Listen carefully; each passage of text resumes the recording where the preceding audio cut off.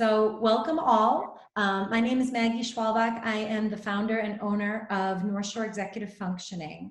And let's dig in the interest of time. Let's dig in with this very first question, which is, what is executive functioning? As Shira said, we have about 400 people signed up today. So I imagine that there's a wide range of understanding to just set expectations for what my portion of today's talk will look like. I'm going to go through 3 slides so you can kind of conceptualize what that's going to look like. 3 slides, and I really would like to go through the basics of what executive functioning is, what it'll look like in your home, which I know is the question that I've been getting as a business owner. Oh my gosh, what is this going to look like for me? What if my child can't do this alone? What if I can't support my child? Oh my gosh,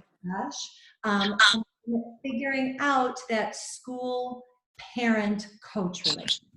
So again, there'll be 3 slides, about 15 minutes. Then we'll move in to go into question and answer. So beginning with what is executive functioning. So, you know, as I said, I founded North Shore Executive Functioning 6 years ago. Even some of my very best friends say, what do you do again for a living? What is executive functioning? What does that mean? So it's a very valid question for newbies and even for people who kind of think they know. There is a lot to know. The basics is, I think of an air traffic control tower. So that's why I put the image up on this screen. When you think of an airport, when you think of going, and you know, we're hoping that the pilot that's flying our plane is well trained and has a lot of experience doing what he or she, you know, has been trained to do. And I'll often say to parents, and I'll often say to those who I'm coaching, Sure, let's go back for a moment if we could. And sorry, I didn't mean to do that. Yeah.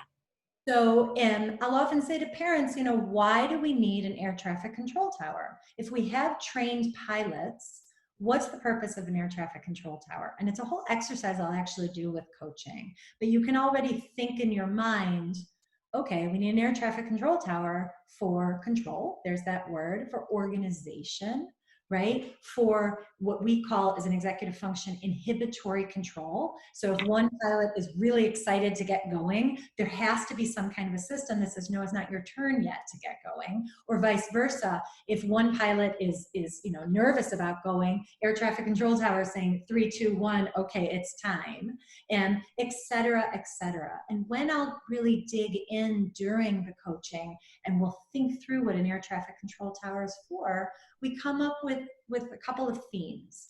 And one of those themes is the organization, right? The time management, the planning. And I think those are 3 things where most people stop when they think of executive function. They think of time management, planning, and organization. Those are certainly 3 executive functions, but there's actually 12 to 15 executive functions depending on the professional you're talking to. Inhibitory control, I've mentioned. Emotional regulation is a biggie. So let's go back to O'Hare for a minute and imagine that there's a storm. What happens when there's inclement weather? Happens all the time in Chicago, right? And there is a call of distress from one of those pilots. That's where really, truly the air traffic control tower needs to step in. That's where it's incredibly important that we have some kind of a system in which we can emotionally regulate, bring everybody into a place of calm, and then try to execute on the tasks. So in this case, it would be flying a plane. When we're talking about academics, it can be completing the assignment. When we're talking about something at home, it can be putting on the shoes or showering, right? The air traffic control tower in our brain is located right here. This is called the prefrontal cortex. And why that's so important is because if our prefrontal cortex is not fully developed, and by the way, it's very, very normal for your child to not have a fully developed prefrontal cortex. And I'll tell you why. The brain doesn't fully develop until about 25 years old. So a lot of the students that I work with, particularly high schoolers, you know, parents have expectations of what they should be doing. And, you know, our educational and our legal system is set up to consider one an adult at 18. Well, actually, in terms of cognitive sciences, it's 25 when the brain is fully developed. So that doesn't mean that's immaturity. That means that the brain is still continuing to develop. And the prefrontal cortex executive functions are the last part of the brain to develop. So not only are we developing until we're 25 years old, that air traffic control tower, until we're 25 and beyond, by the way, for adults, and is still in development, which means all of those planes, all of those pilots are getting trained in other parts of the brain. And when we look at our kid and go, I don't get it, you're too smart to not understand that a shower shouldn't take an hour and a half. It has nothing to do with intelligence. Executive functioning has nothing to do with intelligence. They are learned skills that are developed through practice.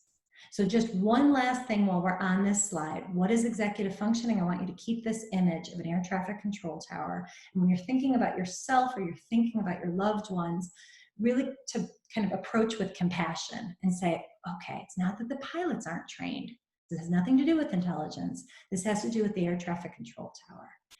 My definition, and this is very unique to me with my training as a yoga and meditation guide, I always say there are two P words. What is executive functioning? Pause and plan. So I'll repeat that. Pause and plan. Why is that important? We know when a child is, you know, overwhelmed or stressed or bored, and that they will either be nagged into doing something or they'll flat out refuse to do something. When we can help the individual, and I keep saying the word child, but really I work with children, teens, and adults. When we're helping that individual independently develop these functions, what we're helping them understand is that first we have to pause. So the pause is, okay, wait a minute. What am I feeling? What's going on? What's the goal? Do I agree with it? Would I do something differently?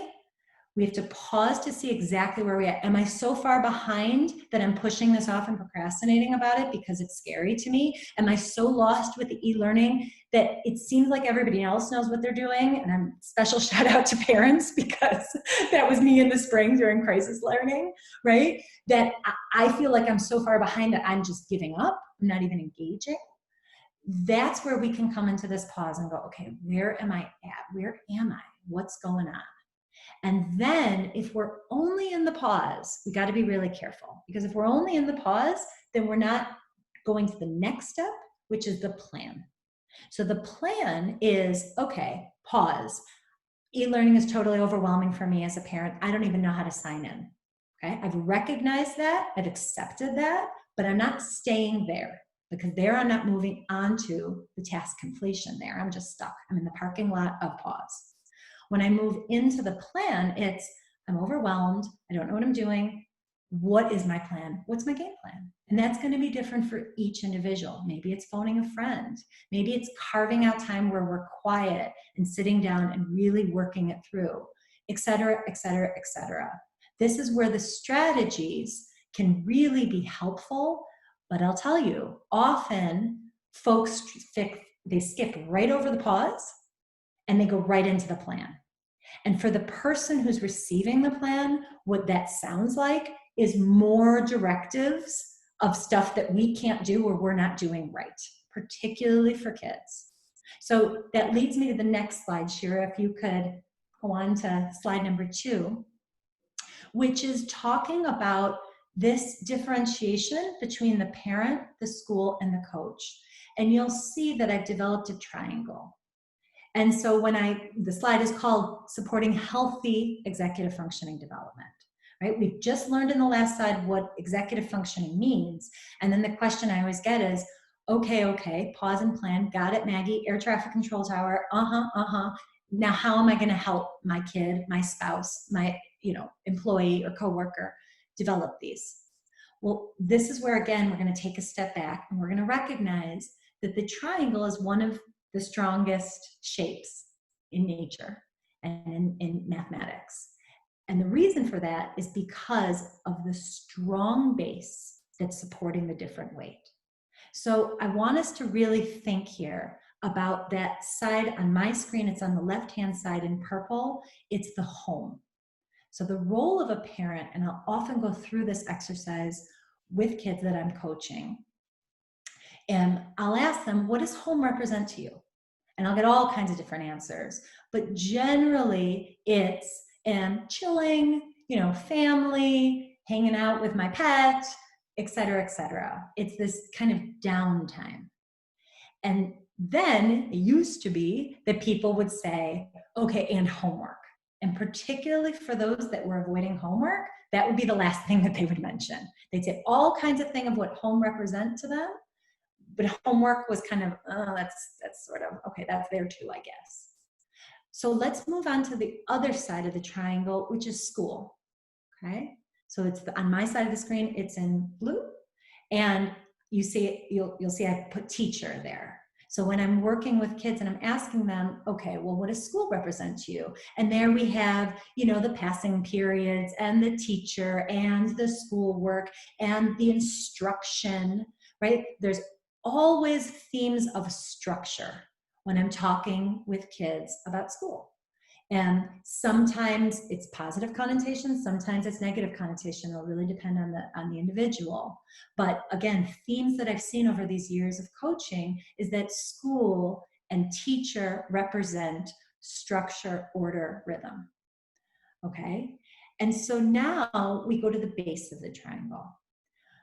And I think of the individual, in this case I put the word student, at the base of the triangle. My role as a coach is not to replace the parent or school. My role as a coach is not to fortify or strengthen those other sides of the triangle. My role as a coach, as an outsider, is to help the student independently learn how they're going to balance those two sides. So I know, and I can imagine that the question now is, what happens when the triangle is collapsing? Which is where we're at. We're in a global pandemic. We are in a situation with a lot of newness, a lot of change, a lot of fear.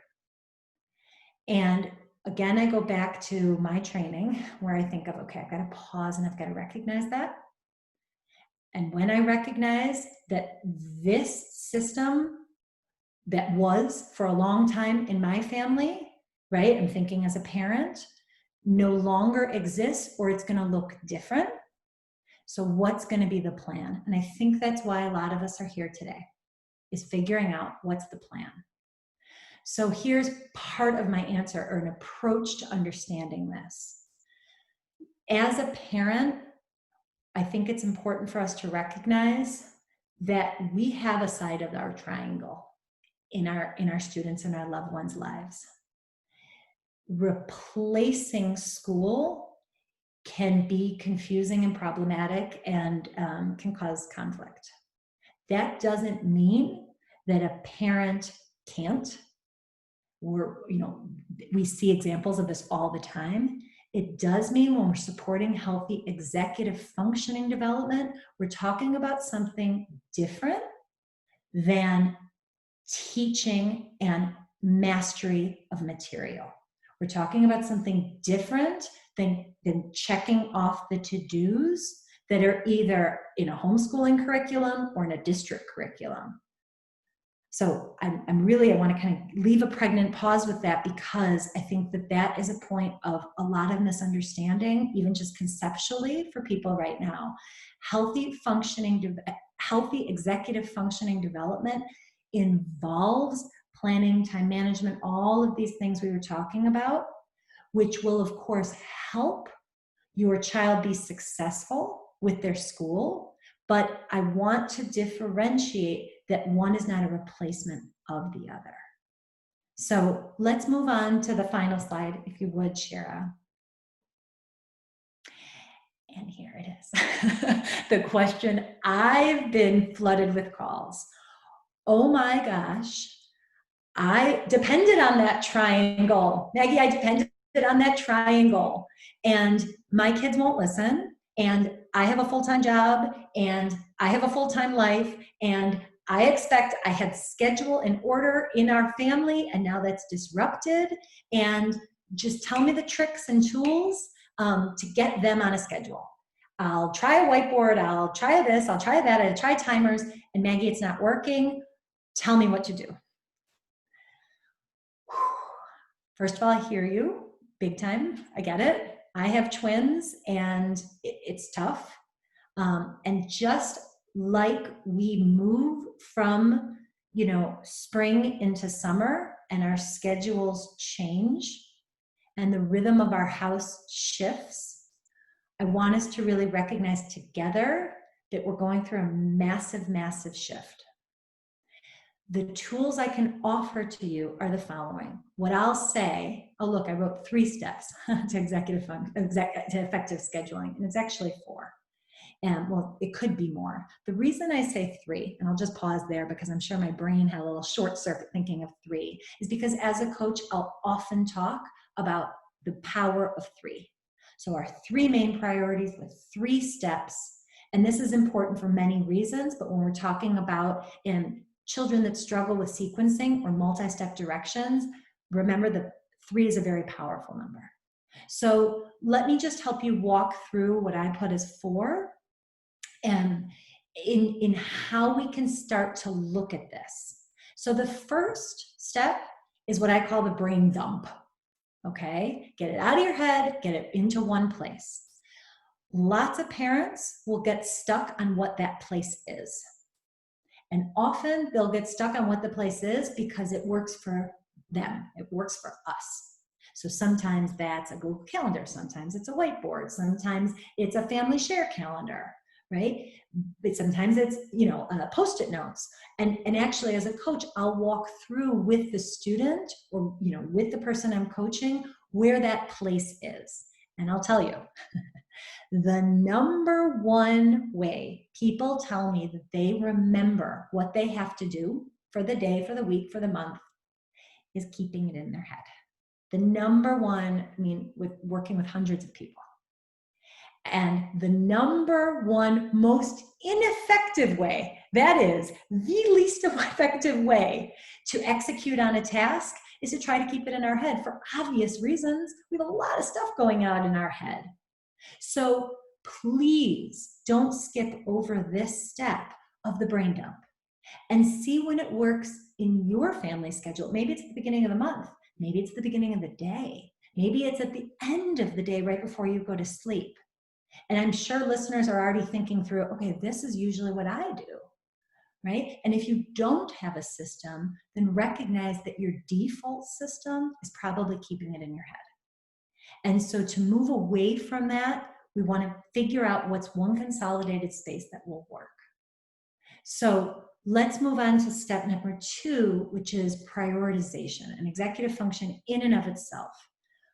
Prioritize. Okay, what is prioritization? I'll hear all kinds of things when I'll ask people prioritization. Often it's wrapped up in emotional. I prioritize my family, I prioritize learning, I prioritize school. Why can't you prioritize your family? Why can't you prioritize school? Prioritization, the definition of prioritization is as follows. Ranking in order of importance. That's simple. 1, 2, 3, 4, 155, 7,000. 1, 2, 3, 4, 5. But we must rank in order of importance. Otherwise, what happens is the brain imagines that everything is of equal importance. We're in overwhelm mode. I have so much to do. I don't have enough time to do it. Right? Welcome to crisis mode. Welcome to getting out of executive functioning. I can't do it.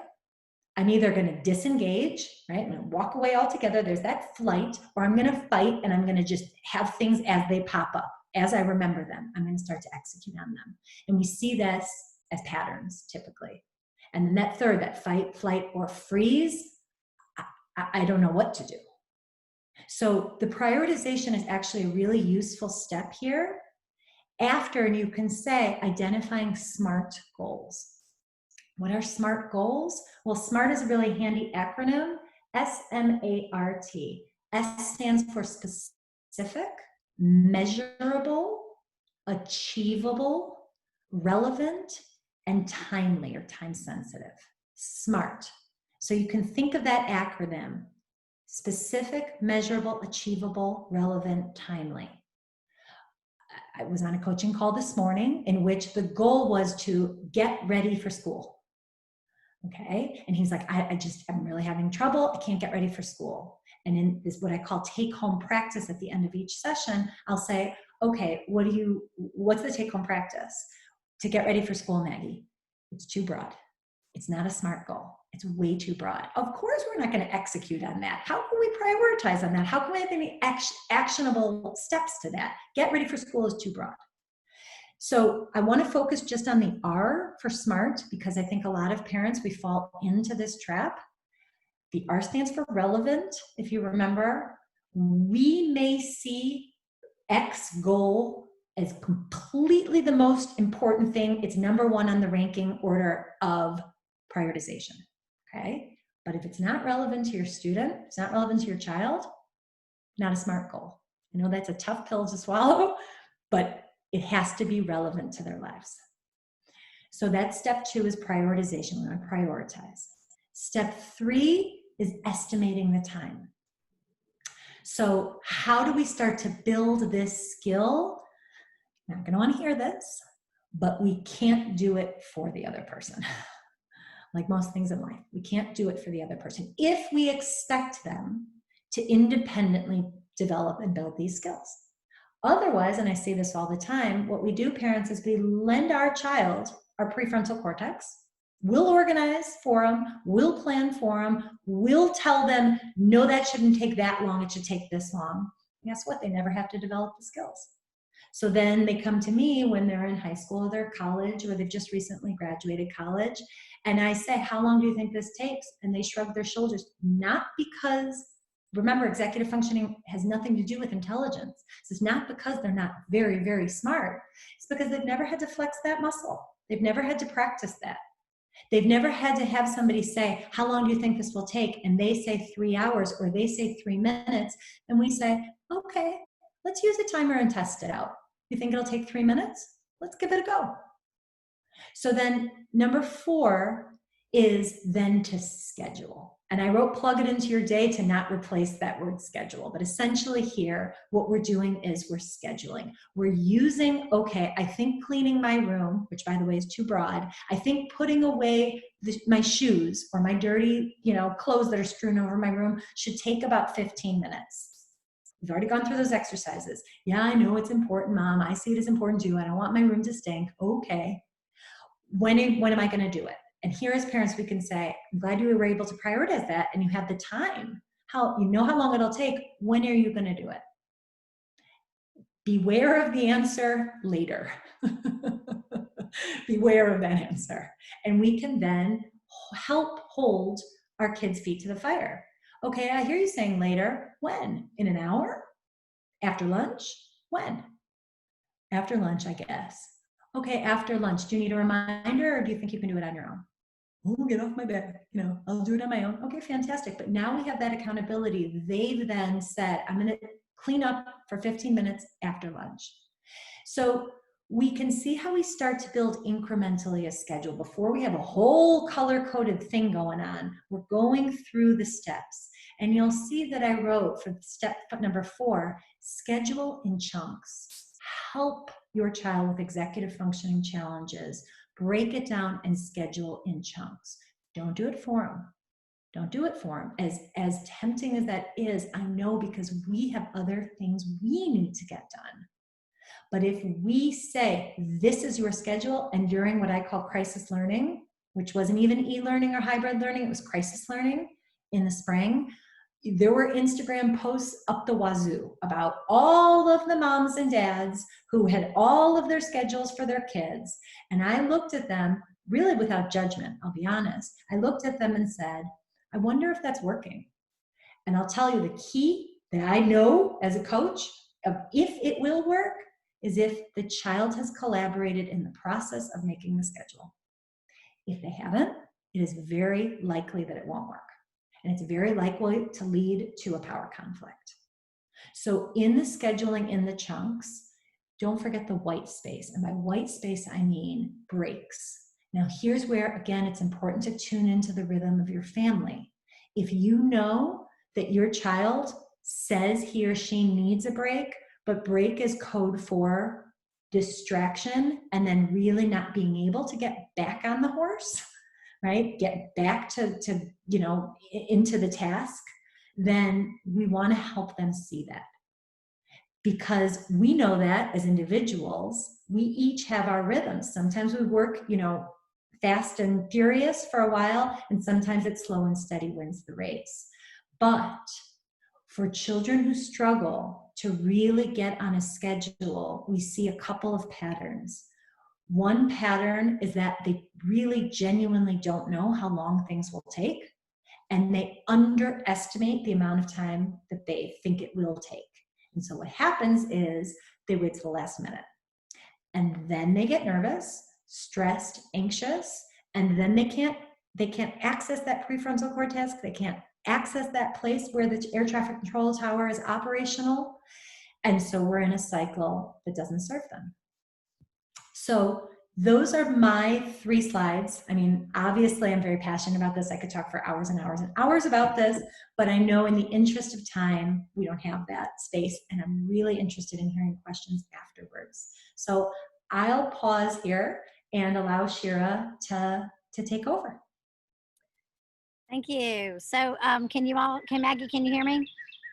Okay, perfect. I remember what it is that I wanted to say at the beginning. When I have these meetings at the library, they consist of parents, colleagues, professionals, many of whom are teachers. So while I am an educational advocate who works with parents to navigate challenges that their children are having in schools with school teams, I'm an expert at collaborating. So the bottom line for me right now is I'm not looking for what parents are doing wrong, what teachers are doing wrong, we're looking at what is the breakdown and how do we fix it. And with that being said, you probably wouldn't be here if everything were totally fine. And if your kids were moving along, it would be, none of us would be sitting here listening to the Zoom presentation. So the first thing I can say is don't wait and begin to start the process of documentation. And you can see in this slide, it literally says document kind of all over the place. And what do I mean by document? I'm going to show you what I mean by document.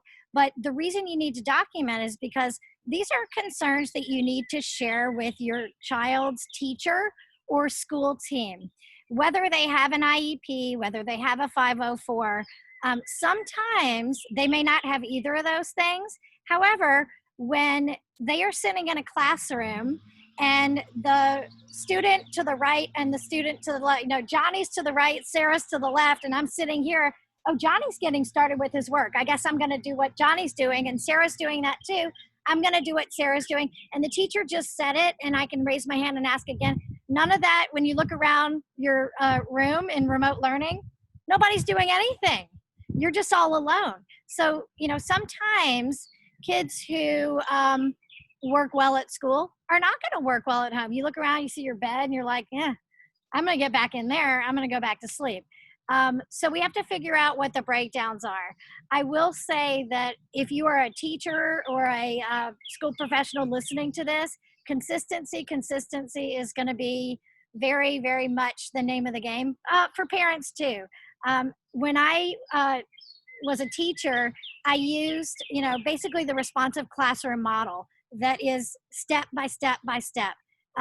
Something like that would work brilliantly in remote learning. So it starts out every day with the introduction, then you have, some activity, then you have a working period, and then you have a, sort of, not the introduction, but the conclusion part where children are sharing.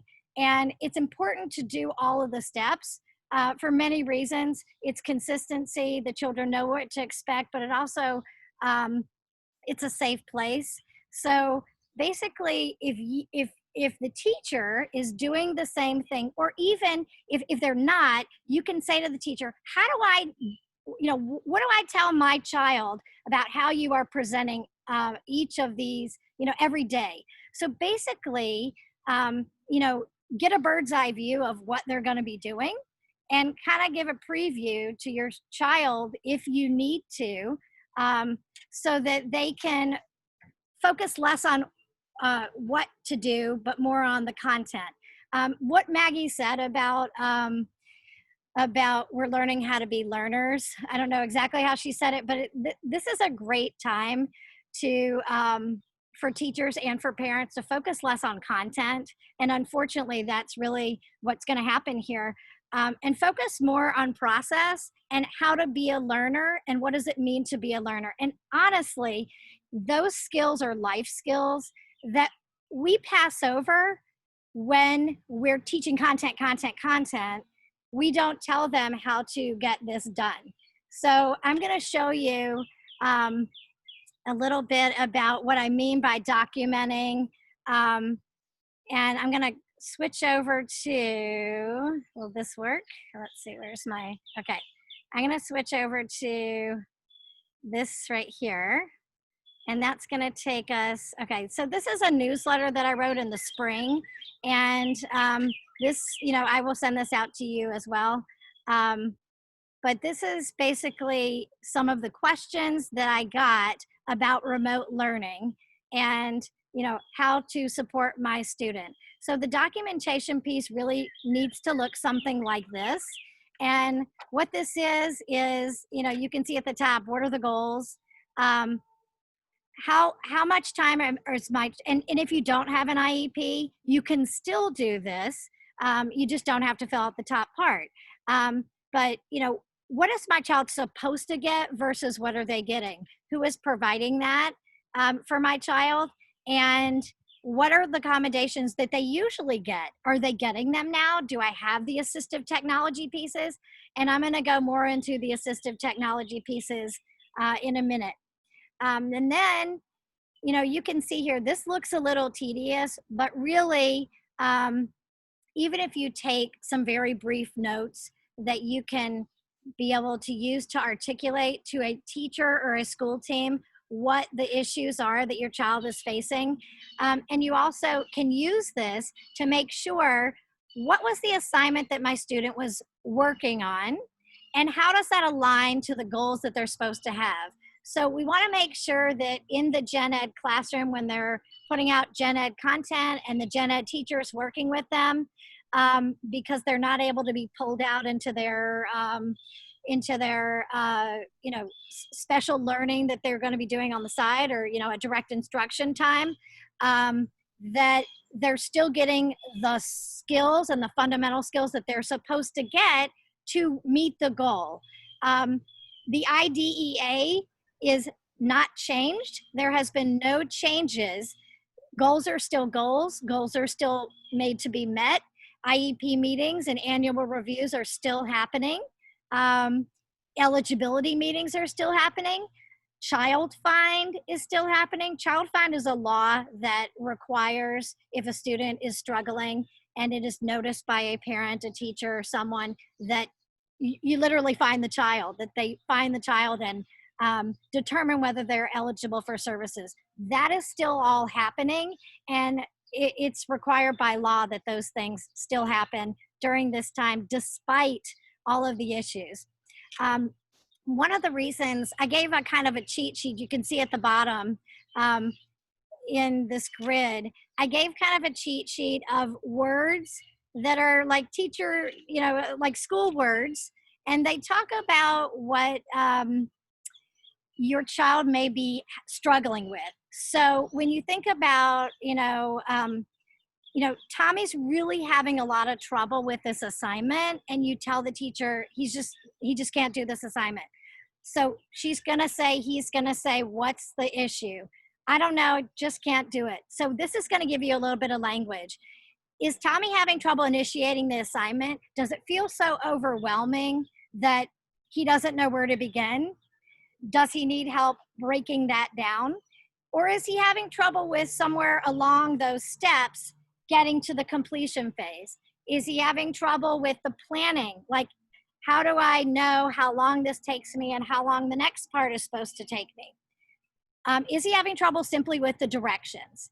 Is he having trouble understanding the vocabulary either in the instructions or the and clearly vocabulary is important because I accidentally put it twice, but vocabulary can be in instructions and vocabulary can be part of content. If the content is, so lofty, then, Tommy may be struggling with that piece of it, which leads to the comprehension piece. There's a lack of comprehension. Is that the reason why Tommy is struggling? Is it the organization piece? And by organization, and Maggie talked about this a little bit earlier, it's not like, does he have all his materials? Is his pencil here and his paper here and he knows where everything is? It's more of the organization that's happening in his brain. So is his brain, everything all over if everything's all over the floor in your room, it's hard to find stuff. If all the information's all over the floor in your brain, it's also hard to find things. So this is kind of looking at the organization in the brain, and are there particular steps? So this organization is a big part of writing. And if, a lot of times the struggle in writing is how to organize your thoughts in sequential order to get them down on paper. Is that one of the issues? Then there's also processing, focus, and attention. Those all can be related. Is Tommy having trouble with sustained attention? So long periods of time. And can he pay attention for 5 minutes? Then can we up that to 6? Then can we up that to 10? Then can we up it to maybe 15? And that's a max. So working on strategies with your school team, with the teacher, how do I get that to happen? How do I get all of these things to happen? And then, the last one is content really is this content too difficult? What are ways we can either preview it for Tommy so that Tommy's able to connect with it in a different way? I love things like Brain Pop has, this is going to date me, but it's like a Schoolhouse Rock for the new generation. We had Schoolhouse Rock so we could learn all that stuff. These kids have things like Brain Pop. They're literally 3 to 5 minute cartoons. They can tell you about, the Emancipation Proclamation, or, whatever it is that you're, Pilgrim's Progress, something, whatever it is that they're studying that is hard to understand. So having this documentation is going to be very, very important. The assistive technology piece, I also really want to focus on. It's very important that those are in place, and students can either learn how to use them to leverage what they need, or they can use them to support, what they're already doing. There's a lot of, schools often push back and they want kids to, read without, I call it ear reading, because eye reading and ear reading to me are the same. Having a dyslexic son that literally, struggles with reading, he is at least 5 grade levels below with reading, and he's a high schooler. That's hard. So when he reads with his ears or he reads with his eyes, however he reads, I'm okay with that, because when the teacher says, no, they just need to learn how to read because it'll be a crutch, I always say, yes, that may be, and we need to make sure that we're supporting them with those other skills. What about vocabulary? If my son were to actually read at his reading level, he would have 0 vocabulary. The fact that he can ear read, his vocabulary is on par or even better than his peers. The other piece to that is, there's assistive technology for writing support. Students need to know how to, write. However, if the working memory is slow, can they voice dictate, get it all down, then move it around into a coherent piece? Even for younger students, those things come into play. So there is this, if you go on to, this newsletter, which I can send out, and we're going to record this and send it all out in an email afterwards with links to everything and all of this. You can also look at a little bit of this is a PowerPoint that talks about. It really was written for dyslexic learners, but it literally has links you can click on to find out all this information you need about reading supports for assistive technology, writing, how to annotate, math, and doing presentations. And something that's very near and dear to Maggie is the executive function piece. These are just tools you could use to stay organized with, calendars and homework and things like that. And they are a little bit tedious, but once you get the information in, you can, it takes the work out later on. Okay, so now I'm going to go back to this. So this is partnering with your teacher, and when the learning isn't working, ask the teacher, what are coping skills and interventions that will work with Tommy to get him to do X? Okay, be specific about that. What are positive reinforcements that you use in class that maybe we can use at home? And those positive reinforcements, and if you skip down to the bottom, also says incentives, those really should come from the teacher. Many times, if you have a teacher who, if your student has an IEP, the teacher may have a support teacher or a para that's in the classroom. When I was doing observations this summer in special education classrooms with Zoom, and mom was sitting here, student was sitting here, I encouraged mom to scoot back a little bit, have student in the front, have the para do the redirection. Tommy, you got to stay with it and focus. Teacher's teaching, para's talking, and I know it's a lot, but they're going to start to compartmentalize. Oh, when Mrs. So-and-so says, I need to get back in the game, that I know what to do because she keeps telling me that. And then the teacher's going to keep going with her lesson or his lesson. Another thing that Maggie touched on is it's okay to take breaks as long as you can re-engage. It's not okay to take breaks if you're going to stop. Okay, so that's really important. How do how does my student take a break and get back in there? And how do they build their sustained attention? There are ways to do that. Teachers know how to do that. Ask them, what do you do and how do I get to that? And it's not going to work the first time. It's going to work after many tries of that. And then, really modifying and making a schedule that works. Try the best you can to not modify. But if you need to modify, you want them kind of staying on the path and working through issues. Don't let modification and accommodations be a go-to, because we really want students to be learning the skills. So let content go to the side for a little bit and work on the nuts and bolts of what do I need in my brain to be able to do this assignment. So how can I break it down in really baby steps? Because once you practice those steps, then the content's just going to come in and out. The steps are going to haunt you every time if you don't get them down. So you really need to, I would use this time to work on, how does Tommy become a learner? What do I need to do to get him to be a learner? And I say that because I have watched my children go all the way through, and part of my children are in college, and I've seen some of their friends who didn't have the executive function skills when they get to college because they've had so much parental support, or they never learned in school what's the process and how do I learn.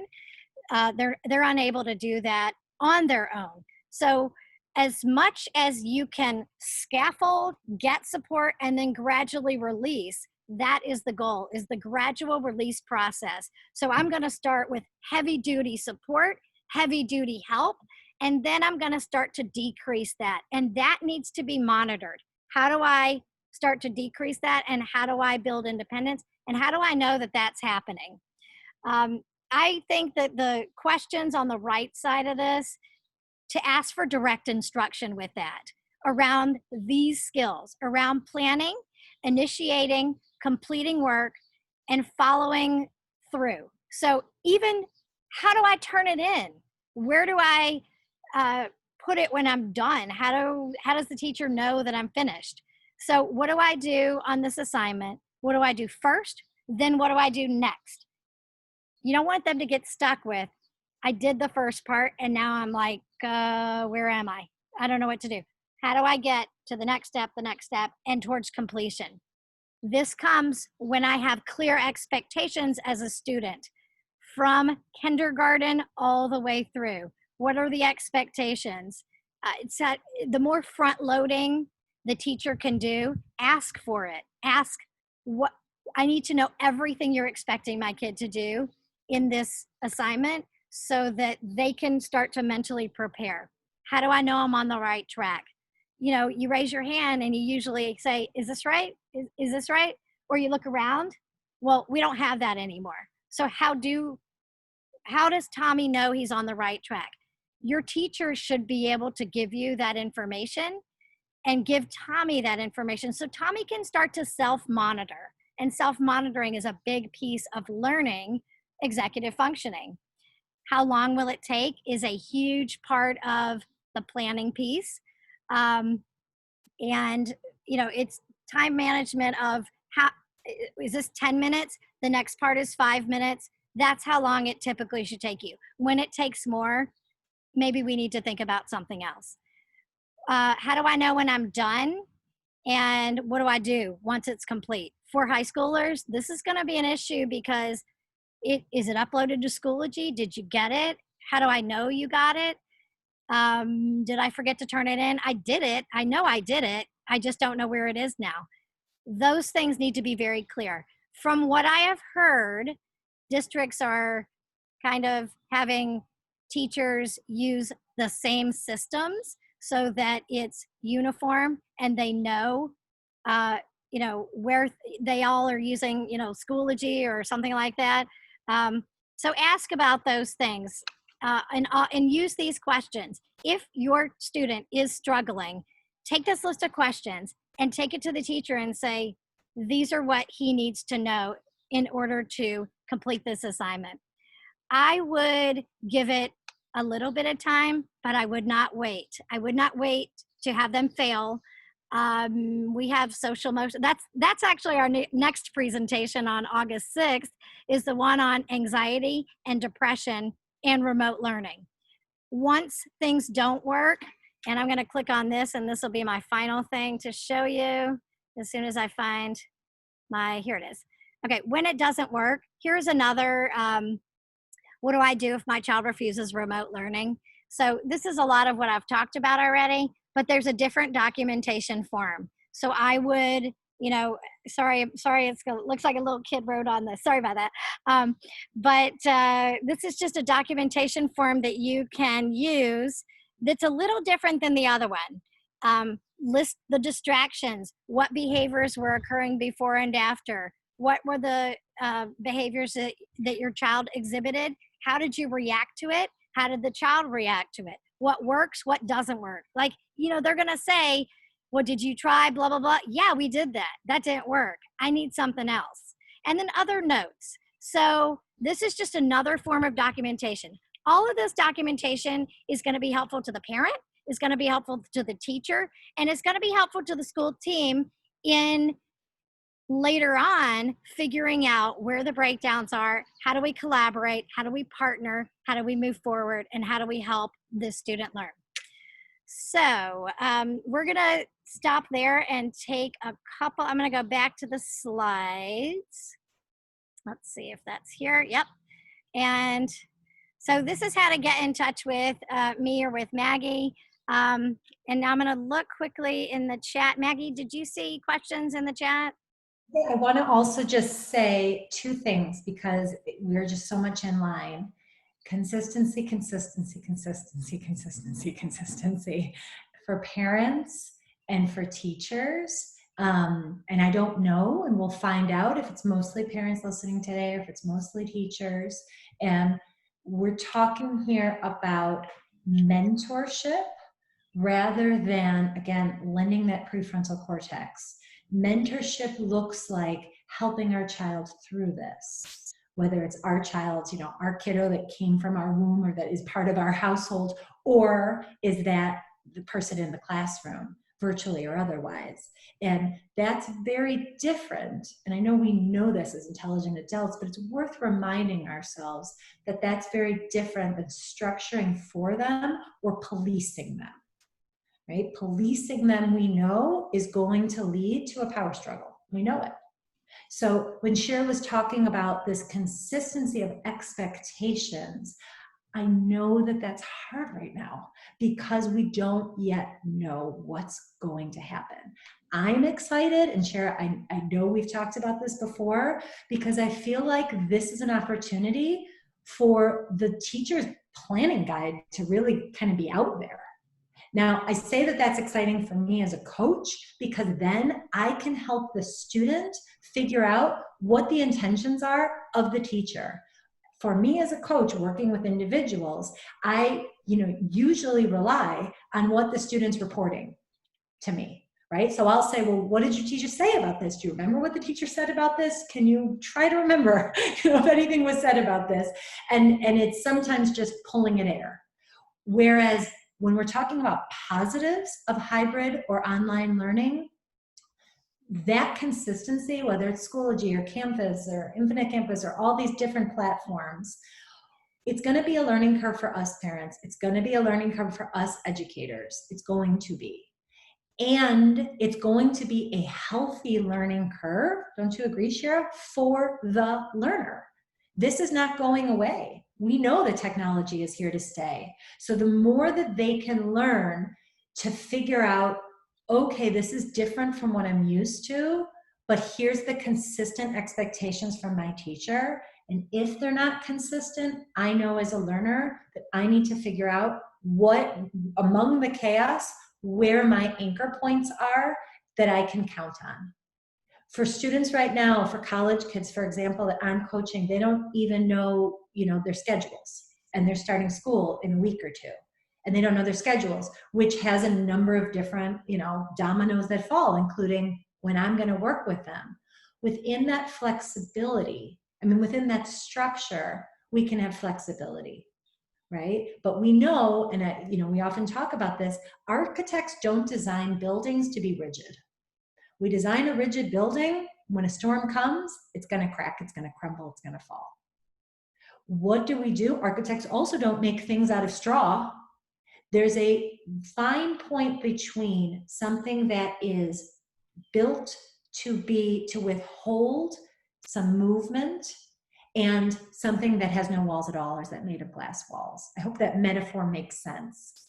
But I think also, Sherry, you're so spot on in, like, for example, I'm watching when you put those links up, and I'm like, oh my God, see, this is what executive functioning support looks like. I don't know where to start, where I think a lot of people on this call are there, and here's a place to start. Here's some anchor points that we can begin with. They may not work, all of them, but we know that there's a concrete thing that I can sink my teeth in to begin. So I did get a couple of questions. One of them is a really important one, that is, my child sits looking at the screen and is thinking of something else, kind of floating. They're not present. How do I get them to be present? So, first, I would talk to the teacher and figure out what you can do about that. If I was the teacher, what I would suggest is, I'm going to pre-teach a little bit. I'm going to give them kind of a carrot. And it's kind of like, reading a book. I like to read. Some people don't. I like to read a summary of the book so that I know what it's about and where we're going. That helps me connect to it. I don't like that when I go to a movie. I like to be totally surprised. I don't want to know what the movie's about. Some people do, some people don't. In learning, though, and if they can have some kind of context, that's when I would use something like a brain pop, like a video. It's what I call the cliff notes. Give them the cliff notes. And this is what we're going to talk about. This is what we're thinking about. I want you to start thinking about that. And when you hear me say X, Y, and Z, then you'll know that that's part of this. So give them a context, something to kind of pull them in. Another person sent me a great question. My child stutters, but only during remote learning started stuttering, and is showing, basically disfluency, and it's probably related to anxiety, because the mom mentioned that when they're off of the e-learning, it didn't happen anymore. I see this a lot with students who blink a lot. They get, develop a tick. It's like, it can be disfluency, something like that. If that is something, that's also reach out to the teacher. There are ways around it. Things like, so if, Sally has disfluency and gets anxious, give Sally a heads up. Today we're going to be learning about such and such. I'm going to call on you to talk about this part, or if you have a question, here's how you need to navigate that. Here's how I'll know you need my help without you having to tell the whole class that you need help. Here's what you need to do. So there are many ways around it. A certain signal, a hand raise on the Zoom call, whatever it is.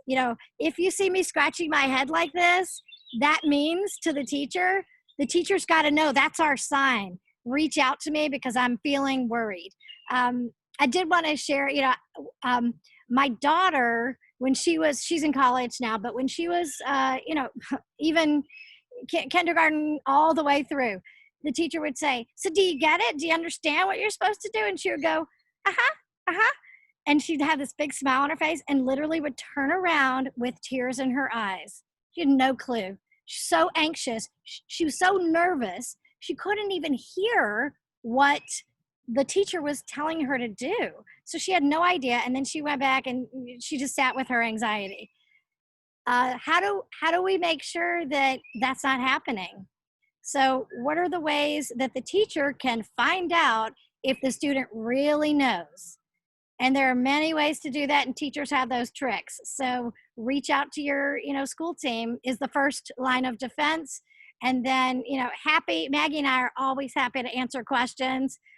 We hope that this is a better experience and that teachers have a better experience with the e-learning and the remote learning as well. And we can only just, partner and be in this together. Do we have time for any other questions, Shira? I know you addressed one or two. I don't know how we're doing on time because I turned off my phone so I wouldn't Okay. Please put your questions in. If you'd like, you can do it anonymously. So if you want to take this one, it's about switching from multiple apps. They have multiple apps open. They have Schoology, Notability, Khan Academy, email, and they're all open. How do you focus on one at a time? So how do I describe a deficiency or a weakness in the executive function of sustained attention? I describe it as multiple tabs open simultaneously in the brain, of course, right? But I think that that's actually a fitting metaphor because for folks with either diagnosed ADD or ADHD, or when we present symptoms of, difficulty in maintaining and sustaining attention, it is like having a bunch of tabs open. And the reason when I'm working with individuals, including many adults, and I'll say, why do you have 15 to 55 tabs open?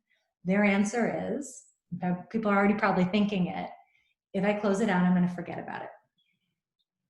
And so there I go back to that brain dump. Remember those 4 steps? The very first one is put it in a consolidated place. Out of sight, out of mind is very real if your strategy is, I remember things that are in my head, which again, I'd like to repeat, is the #1 strategy most people use, and it's the least effective strategy. So just being aware of that. Okay, the reason I have these tabs open is because I fear that if I close them, I'm going to forget about it. So I think if we dig a little bit deeper into the question, and I don't know the intentionality of, kind of the question, But I'll say, if I'm understanding it correctly, to mean, how does my child switch? Your child, your coworker doesn't. Multitasking is a myth. It's a big myth. We can walk and chew gum. Okay, fine. Yes, there are certain things. I'll joke with my clients, and I hate doing the dishes. What we call an executive functioning. It's called a non-preferred task. My non-preferred task is doing the dishes. I absolutely hate it. So some of the strategies that I use to incentivize that task that I'd rather put off is I listen to a podcast. It's my thing. Okay, and this is what I'll tell to kids. And I'll say, how well do you think I can execute on the task of washing dishes while I'm listening on a scale of 1 to 10? Some kids will say, 1, Maggie, you can't do it. And I go, no, no, no, I don't think you're giving me enough credit. I can do it, right? So there are some tasks that can be multitasked. We know cognitively that we're not paying full attention, but we also know that some things can be paired and done together. So we want to explore what tabs. Is it Spotify that's listening to music while working on an essay? Maybe those 2 tabs can be open simultaneously. If it's switching, however, from one piece of content into another, then this is that learning curve. This is that moment where we say, we live in a society that expects us to be on and paying attention to multiple things at the same time, and tells us at the very same time, you have problems sustaining attention. Well, duh, of course we do, right? And so when we think about how to then slow ourselves down to the pause and plan, the pause is, which app am I on now? How much time am I going to allot to that app? And then when do I switch to the next app? The question that's going to be the follow-up question, I imagine, just as a mom myself, is, I can't be observing my child the whole time. My answer is, you don't have to be. You are not the police officer, right? You are the mentor in helping with that scaffolding that we were describing. This is going to be a learning curve. It's going to be a learning curve. Your child may stare at an app or switch between apps and have trouble then focusing on one app. When we're noticing and communicating and identifying that with them, then they can help to independently build the skill of slowing down and focusing. It's really a win-win. I know it sounds scary, but it is a win-win.